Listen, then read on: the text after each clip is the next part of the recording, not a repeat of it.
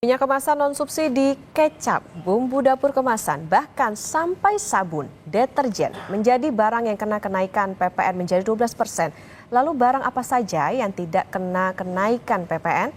Jurnalis Kompas TV Asri Gunawan dan juru kamera Bondan Wicaksono melaporkan langsung dari atau mencari bukti transaksi lewat pedagang di pasar tradisional. Efek domino kenaikan PPN menjadi 12% yang akan berlaku mulai Januari 2025 dirasakan langsung di ekosistem pasar tradisional. Penjual terpaksa harus menaikkan harga barang, pembeli pun tentu harus membayar lebih. Lalu sebesar apa dampaknya bagi konsumsi kebutuhan sehari-hari masyarakat? Ikuti penelusuran saya. Saudara, saya coba pantau dari tadi beberapa jam kondisi di Pasar Palmerah ternyata sepi. Nah, ini juga tidak dapat dipungkiri bahwa merupakan salah satu efek dari menurunnya daya beli masyarakat. Tapi ini di salah satu kios sepertinya sedang ada yang beli begitu. Saya coba tanya langsung. Ibu, maaf ganggu, boleh tanya Ibu siapa namanya? Ya, Ibu Miss. Ibu habis belanja di sini? Iya. Ibu tadi belanja apa aja? Ini kan ada bahan-bahan pokok juga. Ya, beli minyak, beli kebutuhan sehari-hari lah. Nah, ini biasanya Ibu kalau beli ke pasar dari sebelum-sebelumnya dan dengan hari ini ada perbedaan nggak Bu? Karena kan kita tahu juga harga semakin naik ya setiap. Ada perbedaannya banyak. Semua pada naik. Barang-barang sembako ya sayuran naik semua. Sekarang kalau beli dikurangi atau? Dikurangin secukupnya duitnya. Ibu tahu nggak nanti akan ada kenaikan PPN 12% mulai Januari. Jadi otomatis harga barang juga akan naik. Udah tahu berapa lagi? Belum Tahu. Mm-mm. Tanggapannya gimana Bu kalau barang-barang naik lagi harganya? Ya repot juga ya kalau yang nggak ada pencariannya ya, kasihan ya.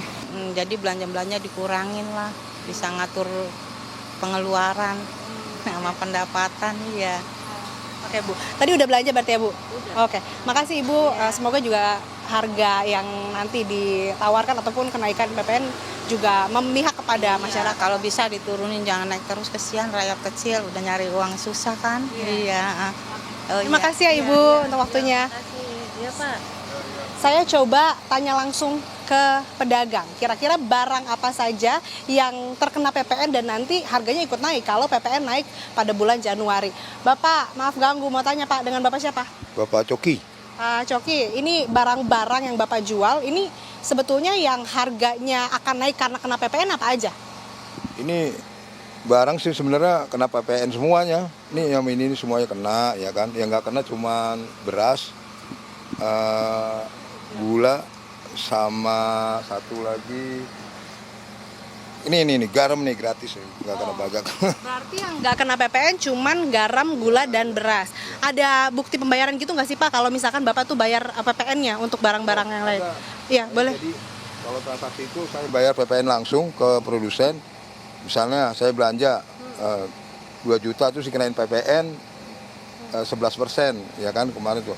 Berarti saya bayar 2 juta 210. Nah itu dikenain. Saya boleh lihat Pak? Ada banget. Oh oke, ini bukti pembayarannya ya Pak. Ini untuk pembayaran apa aja? Transaksi semuanya dari. Coba saya boleh lihat. Saya ada minyak, ada tunjukkan terigu, juga ya. ada Oh. macam-macam lah. Oh sabun juga ya, ternyata Ya, ini semuanya. sabun yang bisa dipakai sehari-hari juga terkena PPN saudara. Ini sabun, lalu kita lihat yang lain, ini beras. Nah kalau beras ini tidak kena PPN, ada berarti tidak semua ya. Nah kalau ini selanjutnya tepung kena PPN. Ini juga ya, ini kalau gula tidak terkena PPN. Ini gula 0% PPN begitu ya Pak. Nah ini Bapak sebetulnya kan kenaikan PPN juga sebelumnya sudah terjadi ya, 10% jadi 11%. Yang dirasakan langsung sama pedagang seperti apa Pak? Sebenarnya kalau misalnya pajaknya kecil sih, misalnya di bawah 5% atau 3% nggak pengaruh ya. Pedagang juga biasa-biasa aja, tapi kalau ini kan udah 10 ke atas nih kelihatannya berat. Jadi kita juga modal nambah terus, pembelinya nggak ada. Pembelinya tuh gimana ya, harga jadi mahal. Semua nih barang mahal semua, kena semua. Yang kecuali yang tadi disebutin nggak kena yaitu gula, beras, sama garam lah, itu doang. Yang lain kena. Artinya dengan ada kenaikan PPN Bapak harus naikin harga, terus jadi mahal, pembeli juga jadi sedikit gitu? Ya, otomatis saya hitung dulu dari pajaknya ya kan. Misalnya besok 12% ya saya naikin dulu 12% ya itu. Baru kita jual, kita ambil untung nggak jauh-jauh sih dari pasar, cuman ya sekitar 5% ke bawah. Nah, pendapatan Bapak gimana nih selama ini? Dari mungkin karena ekonomi sempat goyang karena COVID, gimana Pak? Boleh cerita nggak? Jadi selama COVID ini ya semua pedagang ya, bukan kita aja, pasti ya semua ngerasain, karena juga produsen juga merasakan penagihannya juga, tadinya 1 M atau sekarang 200-300 semua merasa.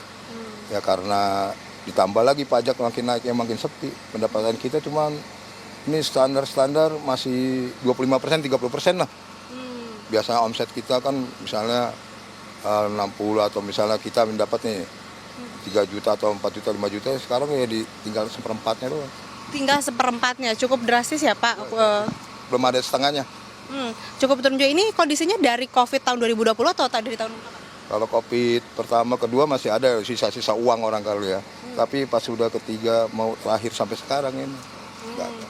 Oke, artinya kalau nanti nih kan Januari akan ada kenaikan PPN jadi 12%, naik lagi nih 1 persen poin. Gimana Pak tanggapannya?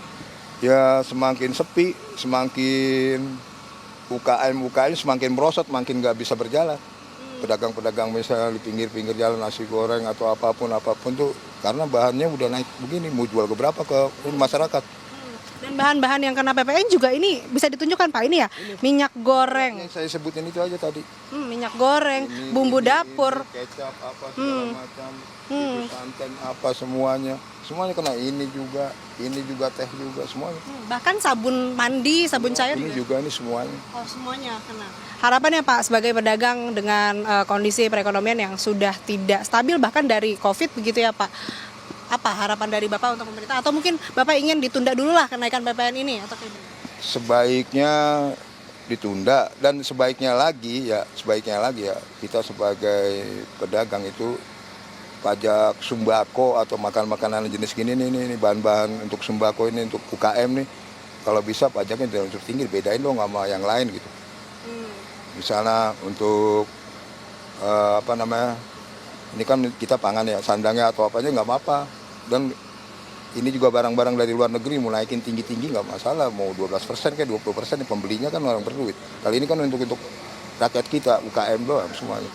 Artinya ya harapannya untuk kebutuhan sehari-hari yang memang nggak bisa tergantikan, yang mau nggak mau harus beli, itu janganlah pajaknya tinggi, begitu ya Pak. Makasih ya Pak Coki sudah berbagi bersama kami. Itu dia saudara, barang-barang yang memang dijual di pasar menjadi kebutuhan sehari-hari, mau nggak mau harus beli, ternyata kena PPN juga, dan harganya otomatis nanti akan naik. Harapan pedagang tentu saja barang-barang yang memang dibeli oleh masyarakat sehari-hari, yang dijual sehari-hari pula oleh pedagang ini tidak dikenakan pajak yang begitu tinggi, karena tentu saja tadi bisa menurunkan daya beli masyarakat dan tentu saja berdampak pada pelaku usaha yang nantinya mereka akan mengalami penurunan pendapatan. Saudara, PPN 12% memang mandat, tetapi nggak semua masyarakat sanggup.